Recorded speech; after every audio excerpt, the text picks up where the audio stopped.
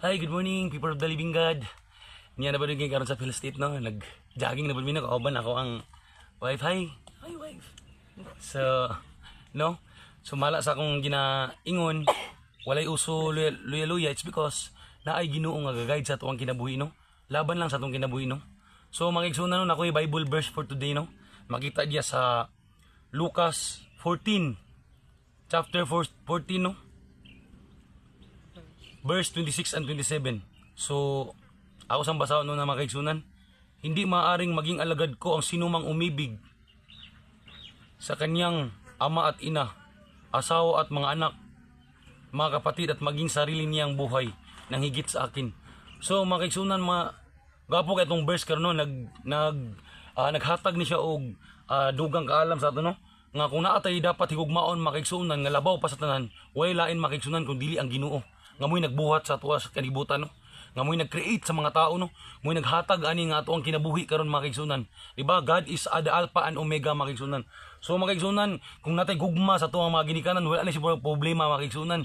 Gugma sa tuwang mga igsuon, gugma sa mga tao diya nga ato ang mga kaila. Pero kung naam galing tayo gugmaon ng mga kaigsunan nga mas lahom pa or mas labaw pa sa tanan, wala lain mga kaigsunan ang Ginoo. So munang grabe ka the best ang message sa to ang ato ang labaw makagahom karon makigsunan is because gusto niya i-emphasize sa atong kinabuhi nga ang Ginoo mas labaw sa tanan, no? He is the creator heaven and earth, no? Muna ato ang labaw makagahom nga siya ay sinugdanan ug siya ay katapusan. So kung natay mga nahigugmaon ginatok ayo, way lain makigsunan ang labaw sa tanan ang Ginoo, no? So basahon ako ang last makigsunan. Ang ayaw magpasa ng sariling niyang krus at sumunod sa akin ay hindi maaaring magiging alagad ko. So makiksunan, like what happened sa akong kinabuhi makiksunan, no? A year ago, no? I was in vices, no? Napa ko sa mga dili maayong mga bisyo during that time, no?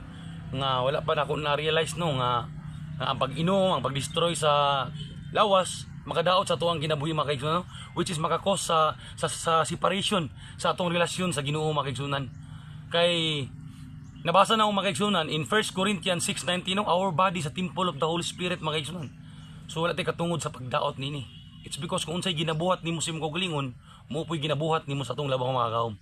So muna mga kaigsunan nga nakapamata sa ako ang mga kaigsunan, no? Nga ang giingon diri mga kaigsunan nga dapat mo pasantag atong kaugalingong cross mga kaigsunan. So for that matter, makigsunan, igibap na itong tanan makigsunan sa itong mga bisyo, mga dili maayong mga buhat, sa ato ang relasyon nga puro kasuko. Ato nang wadon makigsunan, and we need to follow Jesus Christ. Sakit siya pamandungan makigsunan, nga sa imong kaugalingon siguro, nga na worldly pa imo ang pangunahuna, no? Murag mag-uol ka nga biyaan ang imong dili mga maayong buhat. Pero, makigsunan, kana siya makigsunan is temporary. No? When we follow Jesus Christ, makigsunan is what we call lifetime commitment to God. So, as what I said mga kaigsunan nga kailangan ginato igibaf ang dili mga mayong buhat sa atong kinabuhi. Amen? So, mga kaigsunan, kani siyang mga kaigsunan nga verse dako kani siyang impact sa mga ugalingon mga kaigsunan. It's because nakita na akong mga kaigsunan kung unsay reflection sa akong kaugalingon before nga wala pa na ako na-realize ni nga verse. So I'm so blessed for today mga kaigsunan, no? I'm blessed sa mga tao nga nag-uban sa ako ang journey, sa ako ang spiritual life, my girlfriend, sa ako ang family, no? Sa mga tao nga ako ang kauban nga nag-encourage sa ako nga mag-quit sa mga dili maayong buhat. I'm so blessed nga giguide ko sa Ginoo mga kaigsunan. Thank you Lord for what you have done sa akong kinabuhi. Nga despite Lord sa kalayo sa akong assignment, no? Pero thank you Lord Jesus nga dito ra ko nimo gibutang, giplastar ko nimo gayo Lord Jesus. Thank you for everything. So mga kaigsunan, always ato hinumduman mga kaigsunan nga sa tuwang kinabuhi, kung natay dapat higugmaon nga labaw sa tanan is walay lain ang Ginoo. Amen? Amen. So pick up your own cross and follow Jesus Christ, no? So muna mga kaigsunan nga natay mga dili maayong buhat, igibap na to na, no? Dili ta magpakawili sa worldly thing diri sa kalibutan.